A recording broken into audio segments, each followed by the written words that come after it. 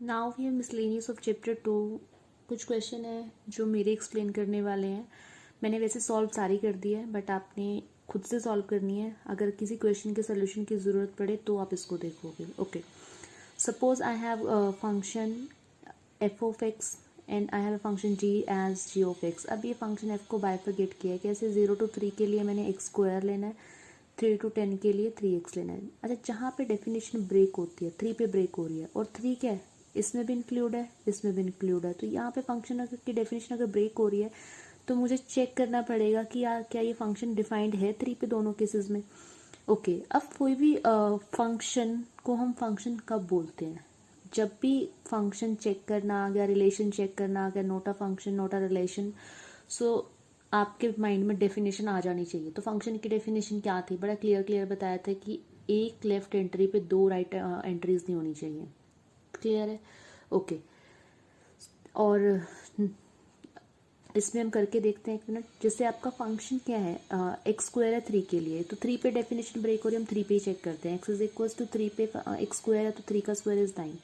X is equals to 3 पे अगर 3x है तो भी 9 आ रहा है। If you are getting the same entry, यानी कि 3 के लिए उधर सिर्फ आपकी एक ही इमेज है, 1 एंड 1 ओनली 1 इमेज है, तो इसका मतलब क्या हुआ कि फंक्शन आपका डिफाइंड है, तो इट्स अ फंक्शन। अब जी को हमें प्रूव करना है नॉट अ फंक्शन, तो डेफिनेशन कहाँ ब्रेक हो रही है? 2 पे ब्रेक हो रही है। अगर डेफिनेशन इज ब्रेकिंग है 2, तो हम 2 पे दोनों वैल्यूज चेक करेंगे। पहले मेरा फंक्शन था एक्स स्क्वायर, एक्स को 2 पुट किया, 2 स्क्वायर इज 4। फिर हमारा फंक्शन था 3x, तो 3x को 2 पुट किया, 3 टू 6। तो अब यहाँ पे क्या हो गया, एक एंट्री पे 2 आंसर आ गए, यानी कि एक एलिमेंट की 2 इमेज आ गई, तो विच इज क्या इम्प्लाई करता है कि that is not a function, तो पॉसिबल ही नहीं है, तो it's not a function. I think ये क्वेश्चन मैं आपको होमवर्क में गुप्ता बंसल से दे चुकी थी, बट क्या कहते हैं, मिसलेनियस का है तो मैं एक्सप्लेन कर रही हूँ कि अब तक कुछ लोगों का ना निकला हो।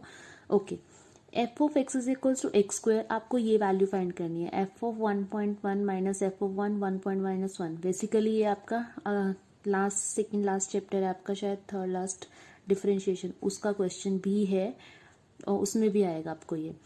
तो जब भी एल्जेब्रा या कॉम्पोजिशन पे या फंक्शन के वैल्यूज चेक करने होते हैं तो सिंपली करना है। सपोज आपको क्या चाहिए, एफ ओ 1.1 चाहिए, तो एक्स को आपने क्या पुट कर देना है, 1.1। तो एक्स को 1.1 पुट किया तो यू आर गेटिंग 1.21। एफ को फिर आपने 1 पुट करना है क्योंकि यहाँ पे 1 की वैल्यू रिक्वायर्ड है, तो f of 1 square is gives you 1। अब इसमें सब्स्टिट्यूशन है सीधे, एफ ओ 1.1 पुट किया, एफ ओ 1 पुट किया और नीचे भी पुट कर दिया, तो you get 21 as your answer. फिर आ गया डोमेन और रेंज पे क्वेश्चन। डोमेन और रेंज पे क्वेश्चन आ गया अगर आपका, find the domain of function. जब भी डोमेन फाइंड करनी है तो आपको देखना है कि क्या मेरा set of values of function है, सॉरी फंक्शन है, वो सारी वैल्यूज पे डिफाइंड है। अब इन्होंने बोला डोमेन फाइंड करना है, बट आपको लिमिट पता होनी चाहिए कि कहाँ से फाइंड करना है। मैंने आपको पिछले लेक्चर में बताया था कि we are talking about real numbers. जितना भी बात करें कि हम रियल नंबर्स पे बात करेंगे तो मैं सेट ऑफ रियल वैल्यूज में से हमें वो वैल्यू हटा देनी है जिसपे मेरा डिनोमिनेटर नॉट डिफाइंड हो। ओके, तो x-6 x-2 डिनोमिनेटर के फैक्टर हो गए। It should not be zero, denominator zero नहीं होना चाहिए, तो यानी कि x आपका 6 भी नहीं हो सकता, 2 भी नहीं हो सकता, तो we can remove 2 and 6 from the all real numbers. This is your domain. Okay, now we have to find the domain of this. अब ये तो इसमें तो कोई डिनोमिनेटर है ही नहीं, तो क्या पूरा रियल नंबर सेट हो सकता है? नहीं हो सकता, क्योंकि नेगेटिव के रूट्स डिफाइंड नहीं होते। अगर आपके नेगेटिव वैल्यूज पे रूट डिफाइंड नहीं होते तो हमें क्या, वो तो हो सकता है, क्योंकि जीरो का स्क्वायर रूट आपका जीरो ही होता है और उससे बड़ा भी हो सकता है, बाकी सभी वैल्यूज पे डिफाइंड होगा। बट क्या लिखेंगे फिर इसको, x-1 should be greater than equal to 0। तो व्हाट डज इट मीन कि it should be greater than equal to 1, तो डोमेन आ गया 1 to infinity। अगर इसका रेंज भी ढूंढना है तो रेंज कैसे ढूंढोगे आप? रेंज ढूंढने के लिए डोमेन पता होनी चाहिए, कि डोमेन का मतलब होता है कि व्हाट वी कैन पुट कोई भी फंक्शन में।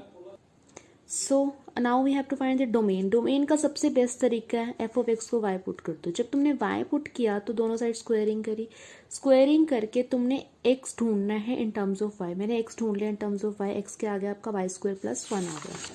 अब डोमेन का क्या यूज है रेंज ढूंढने में?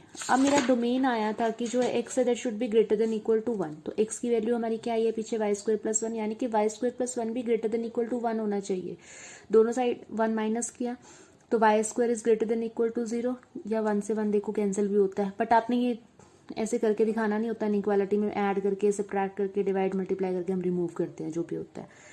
ओके, आईसीएसई वालों को आता होगा, उन्होंने बहुत डिटेल किया हुआ इनइक्वालिटीज। बाकी सीबीएसई वालों को हमारे पास चैप्टर है, हम करेंगे, so don't worry about this. तो y square is greater than equal to 0 हो गया आपका। अगर ग्रेटर देन इक्वल टू 0 तो व्हाट डज इट मीन कि जो आपके y के वैल्यू है वो ग्रेटर देन इक्वल टू 0 हो सकते हैं। तो 0 टू इन्फिनिटी, कोई लिमिट या रियल नंबर्स की बात करें तो नॉट डिफाइंड, सॉरी इन्फिनिटी तक जाएंगे। अगर आपको स्ट्रेट अवे, ये वैसे बाय द टाइम आपको प्रैक्टिस हो जाएगी और आपको स्ट्रेट अवे आंसर पता लगने शुरू हो जाएंगे। अगर x ग्रेटर देन 1 है, ग्रेटर देन इक्वल टू 1 है, तो यानी कि क्या करना है, हमने x 1 से बड़ा लेना है और x 1 भी ले सकते हैं, x 1 से बड़ा भी ले सकते हैं। अगर x 1 ले रही हूँ तो मेरा क्वेश्चन था I had y is equals to root of x minus 1। अगर मैं x1 ले रही हूँ तो उसकी कॉरेस्पॉन्डिंग y क्या आ रहा है, 0 आ रहा है। 1 पुट करो यहाँ पे तो यू आर गेटिंग y 0। उसके बाद ग्रेटर देन 1, ग्रेटर देन 1 कुछ भी हो सकता है। सपोज 1.1 पुट किया तो 0.1 आ गया, 2 पुट किया तो 1 आ गया। यानी कि अब ग्रेटर देन 1 अगर वैल्यूज पुट कर रहे हो तो आपके आंसर हमेशा 0 से बड़े आ रहे हैं। तो यानी कि इसको कंबाइन करके मेरा आंसर आया, यानी कि y is greater than 0 and y is equals to 0। तो ग्रेटर देन इक्वल टू 0 हो गया। तो यहाँ पे भी तो यही आया है मेरा y जो है वो that is what greater than equal to 0, और यहाँ से भी वही आ रहा है। तो ये स्ट्रेट अवे भी आप आंसर लिख सकते हो, बट ये बहुत प्रैक्टिस के साथ आपको चीजें पता चलेंगी। अभी फिलहाल वो आप y वाला कंसेप्ट ही अप्लाई करो तो ज्यादा बेटर है। Okay, find domain of this. Modulus function का तो सीधा ही आप डोमेन लिख सकते हो कि रियल नंबर होता है। तो क्यों होता है, प्रोवाइडेड वो न्यूमरेटर में होना चाहिए, क्योंकि मैं कोई भी वैल्यू पुट कर लूँ, नेगेटिव, पॉजिटिव, 0, अगर सिर्फ डिनोमिनेटर है ही नहीं तो इन दैट केस, यानी कि डिनोमिनेटर है ही नहीं का मतलब क्या है कि डिनोमिनेटर 1 है आपका। ओके, दैट मीन्स व्हाट कि डोमेन है कि आप कुछ भी पुट करो, you'll get always a positive value. तो डोमेन रियल है। अच्छा, अब रेंज कैसी आएगी, तुम चाहे नेगेटिव पुट करो चाहे पॉजिटिव पुट करो, आंसर हमेशा आपको पॉजिटिव ही मिलेंगे। और अगर आप यहाँ पे 1 पुट करें तो 0 आ रहे हैं। तो यानी कि आपका क्या है, जब पॉजिटिव की बात हो रही है तो उसमें 0 को एक बार जरूर चेक करना है कि क्या मैं 0 उसमें कंसिडर करनी है कि नहीं करनी है। वो आप पुट करके देख सकते हो कि मेरा आंसर 0 कब आता है, जब मैं x को 1 पुट कर रहा हूँ। तो जो रेंज क्या होती है कि मेरे आंसर किस टाइप के आएंगे। तो मेरा आंसर 0 भी आ सकता है ना, it is possible to get 0 as answer. तो 0 से लेके पॉजिटिव रियल नंबर, तो 0 टू पॉजिटिव इन्फिनिटी, ये आपका रेंज हो गया। या आप r पॉजिटिव लिख दो। रेंज हमेशा क्या होगा आपको, always give you positive answer in this case. Okay, f is a function from r to r। ये ऑर्डर्ड पेयर दे रखा है आपको, यानी कि आप x पुट करोगे f ऑफ x ये आएगा आपका। तो फंक्शन मेरा क्या दे रखा है, x square over 1 plus x square. Range find करनी है। ओके, रेंज फाइंड करनी है तो हमने सेम फिर से इसको y पुट करा, x square over 1 plus x square हो गया। तो क्रॉस मल्टीप्लाई करके हमने क्या ढूंढना है, हमने ढूंढना है y in terms of x, sorry x in terms of y। आपने x in terms of y ढूंढा तो रूट ऑफ दिस होल आ गया, अलग अलग लिख दिया या इकट्ठा भी लिख सकते हो। तो अब मेरा जो आंसर है वो रियल नंबर से बिलोंग करना चाहिए, because we are talking about real numbers. But उसमें से कोई ऐसा रियल नंबर है जो हमें निग्लेक्ट करना है, वो हमें देखना पड़ेगा। अच्छा, अब रूट की बात हो रही है, value under the root should be either 0 और ग्रेटर देन 0, क्योंकि नेगेटिव के रूट्स नहीं डिफाइंड होते, ये आप लोगों ने 10th में भी किया। अच्छा, अब यहाँ पे केसेस अराइज होते हैं। यहाँ पे जो अंदर वैल्यू है वो क्या होनी चाहिए, या तो पूरी वैल्यू 0 हो सकती है, हम पूरी की बात कर रहे हैं, भूल जाओ न्यूमरेटर डिनोमिनेटर क्या है, या 0 से ग्रेटर होनी चाहिए। अब अगर 0 है, 0 कब होगी, जब मेरा न्यूमरेटर क्या हो जाएगा, 0 हो जाएगा, यानी कि y 0 है तो पूरा ही 0 है। यहाँ 0 पुट करो, यहाँ पूरा 0 पुट करो, यू आर गेटिंग 0। तो y इज इक्वल टू 0 पे आपकी क्या है, 0। एक वैल्यू तो ये होगी, सारी वैल्यूज का कॉम्बिनेशन लिखेंगे बाद में। अब पॉजिटिव की बात हो रही है, ये न्यूमरेटर है ये denominator, it should B positive. ये पॉजिटिव कब होगा, जब दोनों प्लस होंगे, क्योंकि plus plus gives you plus. या दोनों नेगेटिव होंगे, क्योंकि नेगेटिव नेगेटिव जब तुम कट करते हो -2 अपॉन -3 है, that gives you a positive value 2/3। तो नेगेटिव नेगेटिव से भी आपको पॉजिटिव मिलता है। अब यहाँ पे आ जाओ, यानी कि पहला केस लिया मैंने कि दोनों पॉजिटिव होनी चाहिए, y भी पॉजिटिव 1 माइनस y भी पॉजिटिव। तो y ग्रेटर देन 0 आ गया, y लेस देन 1 आ गया। इन दोनों को कंबाइन करके लिखा, 0 से बड़ा और 1 से छोटा, तो y लाइंग बिटवीन 0 to 1। अब दोनों केसेस में दोनों नेगेटिव, y 0 से भी छोटा आ रहा है, y 1 से बड़ा आ रहा है।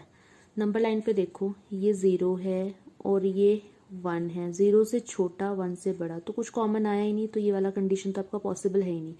अब सम अप करके मुझे ये वाली कंडीशन और जो यहाँ से ये कंडीशन आई है इनको कंबाइन करके लिखना है। y is lying between 0 to 1 and y is equals to 0, तो इट्स बेटर कि I can put equality here. तो 0 to 1 आपका रेंज आ गया। रेंज जब बात हो रही है एक फंक्शन को y के इक्वल पुट करना है और उस पर वो वैल्यू रिजेक्ट कर देनी है जिस पे फंक्शन आपका नॉट डिफाइंड हो। Now I have f and g are two function real to real, f of x is this, g of x is algebra लगा है, f of g ढूंढना है, f minus g ढूंढना है, f by g ढूंढना है, तो सिर्फ बाकी दो तो कर लोगे। इस वाले केस में it should not be zero, it should not be zero, तो x should not be 3/2। Simple question था, ये मैं एक्सप्लेन कर चुकी हूँ, इसमें कोई एक्सप्लेनेशन की जरूरत नहीं है।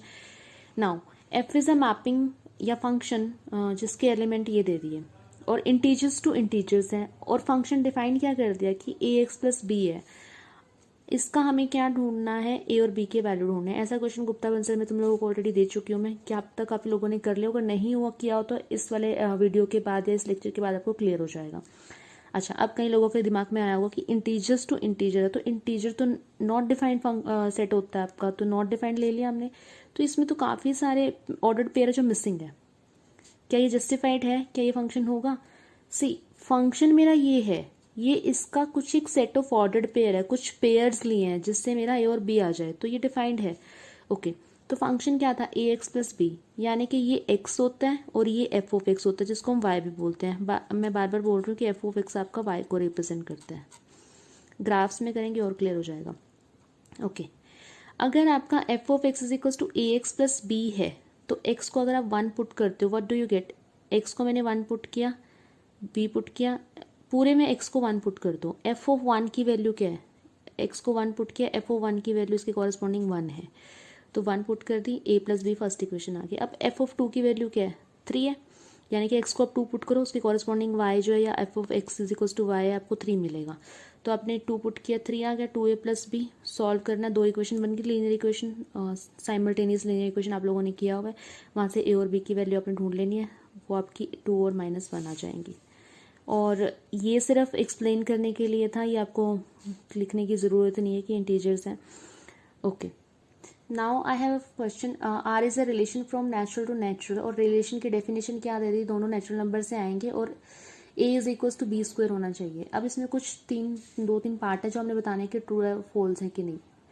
ओके, ट्रू फॉल्स है, तो पहला पार्ट है A belongs to R such that, relation तो यही है ना, a should be equal to A square, तो a इज इक्वल्स टू, क्योंकि दोनों एंट्रीज मेरी अब b की जगह भी a आ गया, तो a is equals to A square. किसी भी एक पे अगर आप इसको रॉन्ग प्रूव कर सकते हो, जब भी आपने किसी चीज को फॉल्स प्रूव करना है सिर्फ एक एंट्री ही इनफ होती है उसको रॉन्ग प्रूव करने के लिए। सो आई पुट a एज 1, तो 1 स्क्वायर इज इक्वल्स टू 1, यहाँ पे तो ट्रू हो रहा है। क्या कोई और एंट्री है? तो 2 पुट किया और 2 का स्क्वायर चेक किया, तो दीज आर नॉट इक्वल, तो ये फॉल्स हो गया, तो not a relation. Second I have AB belongs to R implies BA will belongs to R. Okay. अब रिलेशन क्या था, A is equals to B square. मैंने सपोज A ले लिया 4, B ले लिया 2, A 4 लिया, B 2 लिया, तो A is equals to B square, 2 का स्क्वायर is equals to 4, तो यहाँ पे तो ट्रू हो गया। अब इसको रेसिप्रोकेट कर दो, यानी कि इंटरचेंज कर दो, तो B और A लिया, अब B मेरा 2, यानी कि यहाँ पे क्या हुआ, फर्स्ट एंट्री मेरी क्या है, 2 होगी, 2, और ये सेकेंड एंट्री है जिसका मुझे स्क्वायर लेना, तो 2 इज नेवर 4 स्क्वायर, तो 2 is not equal to 4 square, तो यहाँ पे रॉन्ग है, तो दिस इज ऑल्सो फॉल्स। काफ़ी लोगों को ये वाला पार्ट शायद ना समझ आए तो दोबारा देख लो। अगर ए बी आर से